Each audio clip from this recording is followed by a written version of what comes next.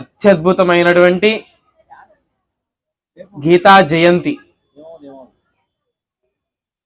గీతా భగవద్గీత ఆరంభమై ఇప్పటికీ 5000 సంవత్సరాలు పూర్తవుతుంది.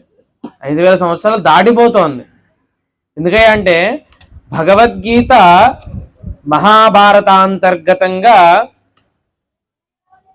యుద్ధం జరుగుతున్నటువంటి సమయంలో అటుపక్కన కౌరవులు, ఇటుపక్కన పాండవులు యుద్ధానికి సిద్ధమయ్యారు. యుద్ధం ఇంకాసేపట్లో మొదలవుతోంది అనగా అజ్ఞానంతో కూడినటువంటి వాడైనటువంటి పార్థుడు భగవానుడైన శ్రీకృష్ణ పరమాత్మని, బావా నాకు యుద్ధం వద్దు, నేను యుద్ధం చేయను, నేను ఏదైనా సరే భిక్షాటన చేసుకునైనా జీవిస్తాను కానీ నేను యుద్ధం చేయను. ఎందుకంటే